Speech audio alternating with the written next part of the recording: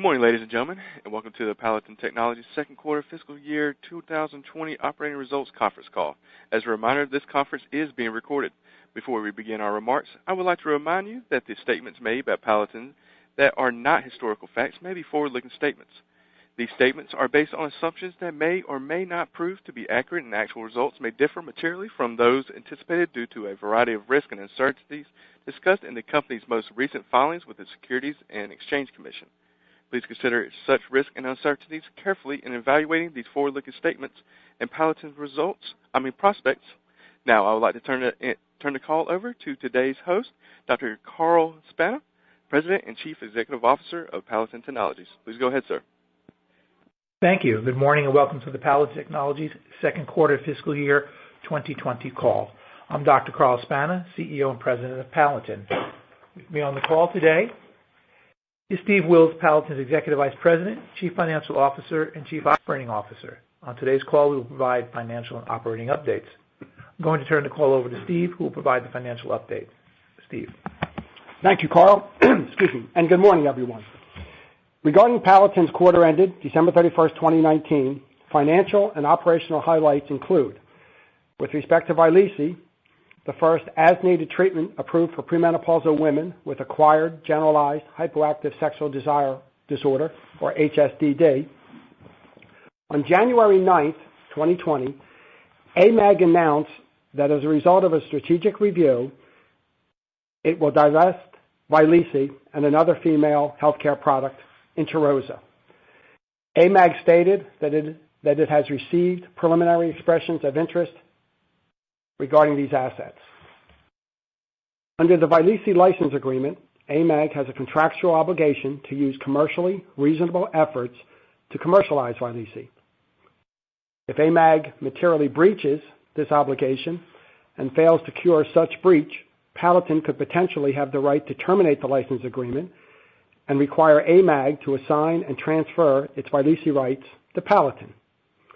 In the event AMAG assigns its Vyleesi license other than to Palatin, the assignee must expressly agree to be bound by the Vyleesi license agreement between AMAG and Palatin. Regarding Vyleesi collaborations, we are advancing discussions for territories outside the currently licensed territories of North America, China, and Korea, and we anticipate executing multiple agreements during calendar year 2020. Vyleesi is licensed to Fosun Pharma in China and Kwangdong Pharmaceuticals in South Korea.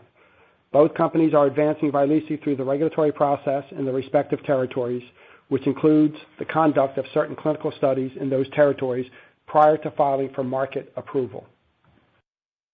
With respect to Vyleesi and our other programs under development, Dr. Spana will expand on these during his portion of the presentation.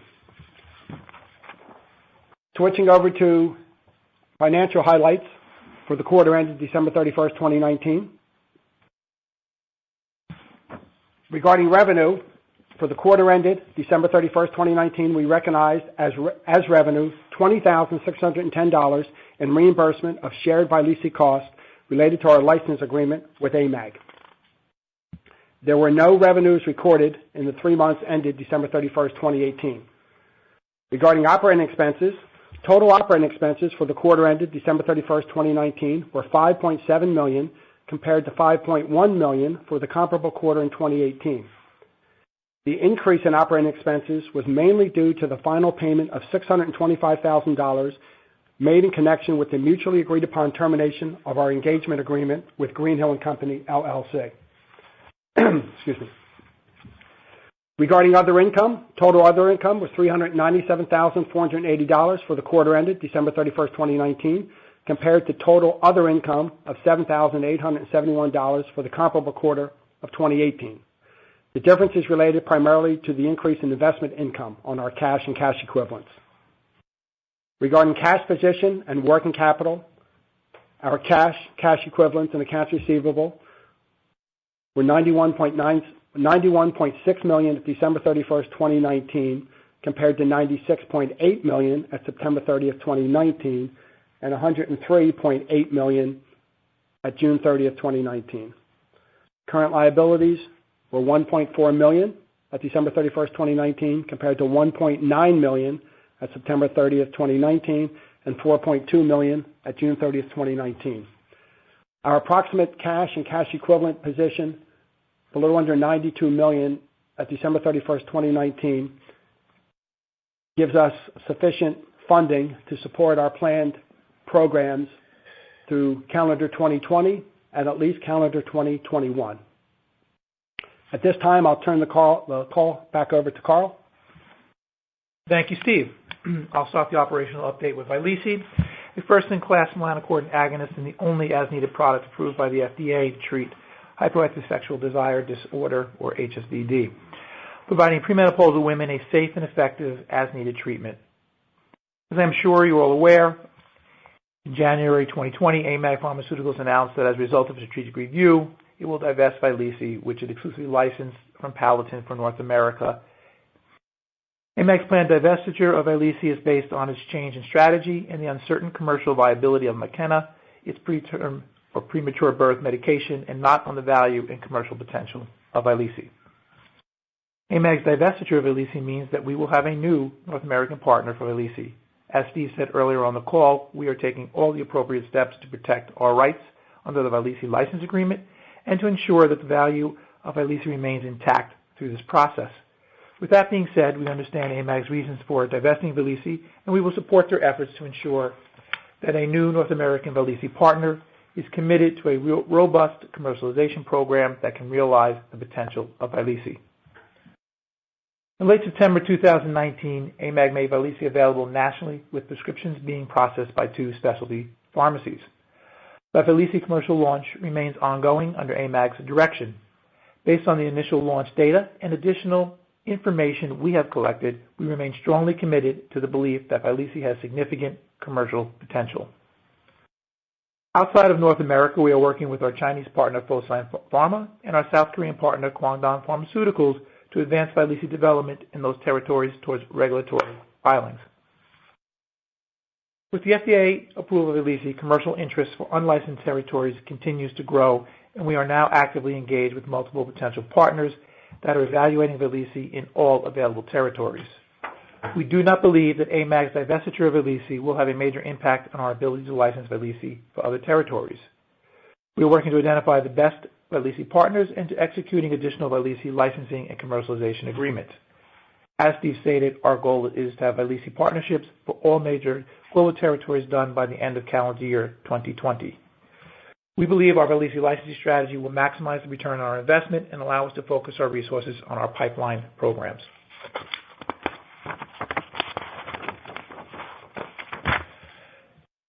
Moving on. In the past quarter, we continued to advance our pipeline programs in autoimmune and inflammatory diseases. These programs are based on our research work and the underlying science of the melanocortin system in regulating and resolving inflammatory and aberrant immune responses. We have a specific interest in targeting the melanocortin system to treat ocular diseases. And we have 3 active ocular programs in dry eye disease, diabetic retinopathy, and non-infectious uveitis. We are excited to report that our PL9643 dry eye program is beginning clinical trials. A phase 2 study of the PL9643 ophthalmic solution, which just means topical eye drops, for treating dry eye disease will begin patient screening later this week. Dry eye disease, also known as keratoconjunctivitis sicca, affects the cornea and conjunctiva of the eye, resulting in irritation, redness, pain, and blurred vision. Causes are varied, and we believe that by activating the melanocortin system locally, PL9643 will reduce the inflammation that underlies many aspects of dry eye disease. Briefly, the phase 2 study is a randomized, placebo-controlled study to evaluate the efficacy and safety of PL9643 ophthalmic solution compared to placebo in patients with dry eye disease. The study is targeted to enroll 150 patients in 2 arms. There is a 2-week screening period for patient selection, and randomized patients will undergo 12 weeks of treatment. The primary endpoints are inferior corneal fluorescein staining, evaluated at day 85 pre- and post-controlled adverse environment challenge, and ocular discomfort measured at day 85. In addition, there are multiple secondary and exploratory endpoints. Data from the study is expected to be available in the 4th quarter of 2020. Additional details of the study will be available on the clinicaltrials.gov website. A successful study will provide the data required to advance PL9643 ophthalmic solution into pivotal phase 3 studies. The market for dry eye disease treatments represents a substantial commercial opportunity with over $2 billion in annual sales and continued growth based on patient demographics. We believe the potential favorable efficacy, tolerability, and safety profile of 9643 will allow for substantial market penetration of the dry eye market. Our other ocular pipeline programs include PL8331, and melanocortin 1 and 5 agonists for treating diabetic retinopathy, and subcutaneous PL8177, a selective MCR melanocortin 1 receptor agonist for treating non-infectious uveitis. In preclinical animal disease models, both compounds have shown significant efficacy and the potential to affect the underlying disease process. For PL8331, we are conducting the preclinical research and development activities required to file an IND and begin clinical studies, with the objective of starting and completing a phase 2 proof of principle study in 2021. For PL8177, for which we have received orphan drug designation as a treatment for non-infectious uveitis, we have also completed all the work required to file an IND and commence clinical studies. We intend to conduct a phase 2 clinical study in non-infectious uveitis in 2021 after reviewing the data from the diabetic retinopathy study. In addition to our ocular pipeline programs, we have developed an oral colon release formulation for PL8177 as a treatment for ulcerative colitis and other inflammatory bowel diseases. We have completed 2 phase 1 PL8177 clinical trials. The first was a combined single ascending and multiple ascending dose study evaluating the systemic safety of subcutaneously administered 8177. The second study evaluated the pharmacokinetics and safety of the oral colon delivery formulation of PL8177. We are now in a position to advance into phase 2 proof of principle clinical study in ulcerative colitis with the oral colon release formulation. The study is anticipated to start in mid-calendar 2020 with data readout in mid-calendar 2021. We also have 2 programs that are supported by our research on the natriuretic peptide system. PL3994, a selective natriuretic peptide receptor A agonist, is scheduled to start a phase 2 trial sponsored by the American Heart Association, which will be conducted by 2 major medical academic research centers. The trial has received required regulatory approvals, and we anticipate the study will begin in 2020. Although still preclinical, we are excited by our compound PL5028, a dual natriuretic peptide A and C receptor agonist for potentially treating cardiovascular and fibrotic diseases. Preclinical studies of liver fibrosis and pulmonary fibrosis completed last year, PL5028 has produced encouraging results.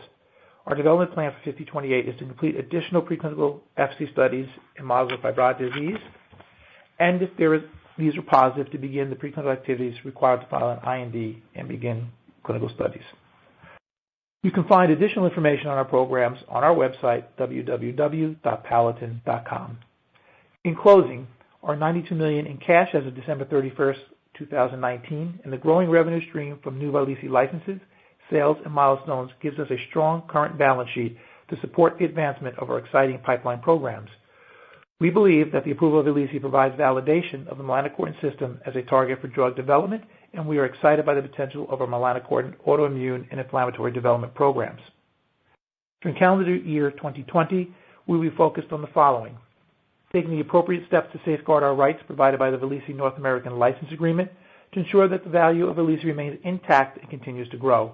We will also continue to be opportunistic and flexible as the divestiture process advances, with the objective that the ultimate licensee of the North American rights to Vyleesi is committed to the robust commercialization of the product. We will continue to support the Vyleesi development work of Fosun Pharma and Kwangdong Pharmaceuticals as they move Vyleesi towards regulatory submissions in their territories and to work to execute additional Vyleesi commercialization agreements. We'll also continue to advance our pipeline programs with the start of the phase 2 PL9643 dry eye clinical study, the final activities to begin the phase 2 PL8177 study in ulcerative colitis, and advancing PL8331 to an IND filing in diabetic retinopathy. Thank you. We will now open the call for questions. Our first question comes from John Newman. Hey, good morning, guys.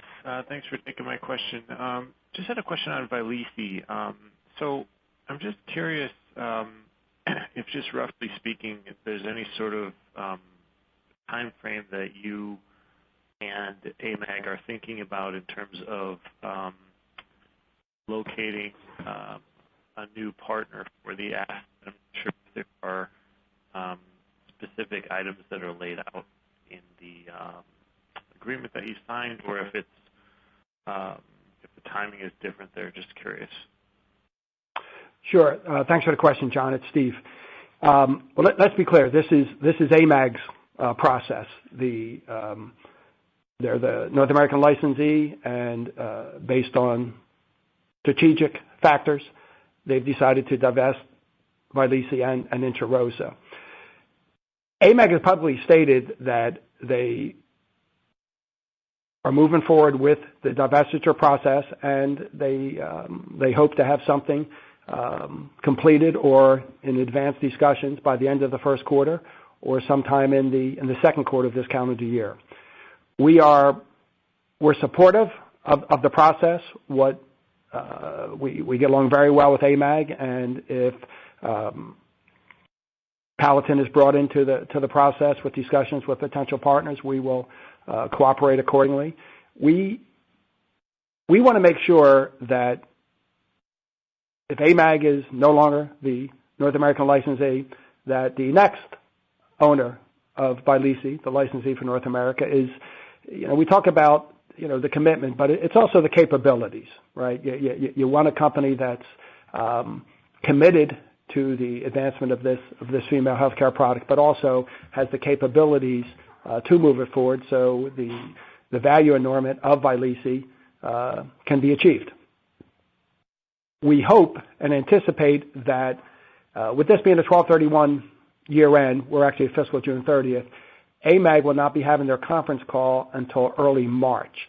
So we would anticipate and expect that they will give a lot more granularity around the divestiture process at that time. Okay, great. And as far as you know, the full promotional activities and support for Vyleesi remain in place and active. Is that an accurate statement? Well, I mean, I think that's a statement. That's a question that AMAG can answer a lot better from an accuracy standpoint. We are aware that they're not going forward with the product as if they owned it, and that was stated at the J.P. Morgan conference, which is not a surprise. It's moving forward on a product that you're going to be divesting is different than moving forward on a program that you're investing in for the greatest value enormous. So we understand where that is in the process, and again, I would anticipate and expect that we'll get a bit more granularity regarding the divestiture process on the early March AMAG conference call. Okay, great. Thank you.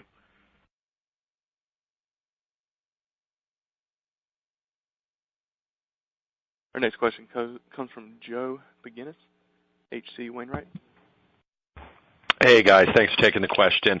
Just following up on Vyleesi, if you don't mind. So you did mention it early in your prepared comments about, AMAG's requirement to sort of move this process forward in good faith under the contract. So is there any stipulations in the contract with regard to actual timing that they have to divest the product? And is there what is your potential recourse that would, define a breach of contract? Sure. There are no specific timings as to a divestiture. Just in practical terms, I think it's in their interest to do it as quickly as possible. They have a full sales force. It's not to our knowledge they have not yet released any of their sales force people.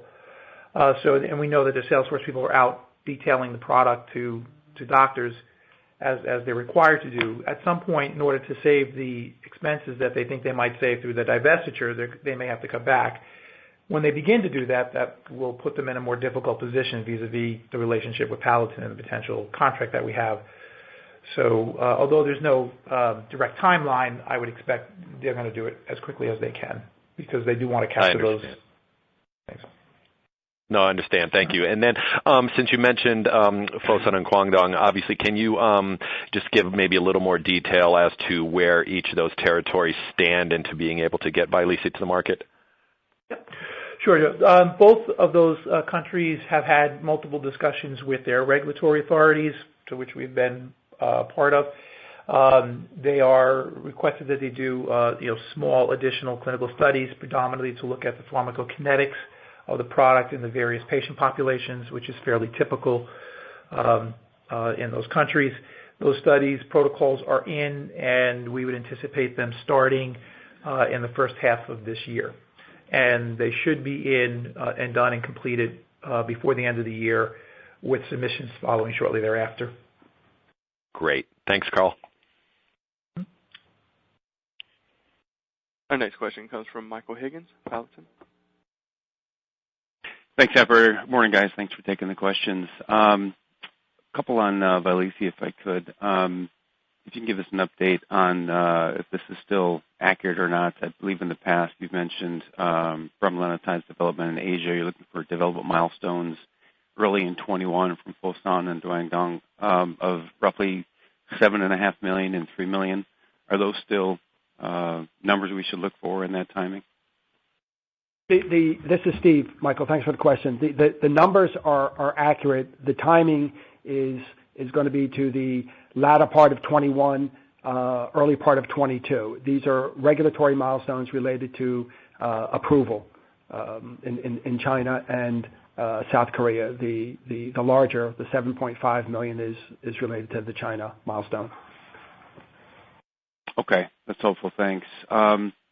Is a question on the uncertainty here that's happening with AMAG. And Joe asked a good question on timing, and it sounds like this is something that clearly they're working towards. There's also precedent here in the past where Aggie was developed and sold, and then it came back to them, and they had argued that it wasn't being marketed properly, and they essentially got the drug back and were paid for it. It was essentially a settlement. Is that something that could happen here, given the contract and how it's structured, if need be? Yeah, Mike, this is Carl. Look, let me reiterate this in as strong as the words as I can use. We are absolutely of the belief there is a tremendous commercial potential for Vyleesi, and we certainly believe that AMAG was a partner to realize that, and it's unfortunate that it didn't work out. They were committed up until their divestiture. If it comes down to that, we would not let this product go to a party that we don't believe is committed to selling it. And if that means that Palatin has to step into the breach and take the product back, then that's what we'll do. We believe that there's tremendous value here, and we are not afraid to take it on and grow it. I mean, it's just, our preference, of course, would be for a larger company with better resources and infrastructure, but we're certainly not going to let this product wither. We are going to protect it. Right. So if it does come back, your preference then would be to develop your own internal sales force, sell it yourself, versus partner it with somebody else? Suffice it to say that Steve and I have worked and been working for that eventuality, if that's the case, and we have a very, I think, well thought out plan, which will be, if it does come back to us, we will articulate and act on, and that will include being able to have the commercial infrastructure to support the product going forward and growing it. Okay, so it's actually a preference, is what I'm hearing, that you'd rather market it than repartner it. I think at this point we would take it back, we would remarket it, and really demonstrate how great this product can be before we would entertain whether or not we wanted to sell it or keep it. It's Michael. It's Steve. Just to add on to that, you'd have to approach this sequentially, right? You can't bring it back in if that's the scenario that transpires with a strategy to relicense it, because that would have to be a sequential strategy. The plan would be to commercialize it and build the value, show the value, and then at a certain point in the future, and that could be 4 quarters, 6 quarters, that would be another potential strategic scenario to consider. But initially, we would be moving forward with the product, and and just giving it the attention that it needs to grow to the greatest enormous. Okay, that makes sense. Thanks. That's very helpful. I noticed we didn't see any Vyleesi revenues reported in this Q, despite the launch last fall. And obviously you're having to report earlier than AMAG, so that kind of forces it. Is there potential restatement of the Q once AMAG reports Q4, calendar Q4 revenues? Or in the future, do you expect to continue to report a one-quarter lag of revenues? No, notwithstanding AMAG's reporting, we do get quarterly numbers. So we're comfortable with what we've reflected. It's not going to be, if there is a change, it's not going to be material enough that would warrant any type of a restatement. I think you just need to appreciate and understand that the way AMAG has launched the product, the first script, which is a 4-pack, there's no charge to the consumer. That's the strategy that AMAG has set up. They want to ensure that there's no barriers for entry into the market by the female. Subsequent doses are capped at a $99 per script. So with the launch starting in late September, you're just from a number standpoint, it's just going through the throughput. There would not be a significant revenue because the first dose, which is a 4-pack script, has to go through the cycle with the female. We fully expect that the first quarter will include royalties that we will, of course, reflect. And as I mentioned earlier, some of the more granular numbers around the launch, i.e. the script, we would anticipate and expect that AMAG will expand upon in their first quarter conference call, which is, I believe, scheduled for early March. Okay. That's very helpful. Appreciate it. I'll jump back in the queue. Thanks, guys.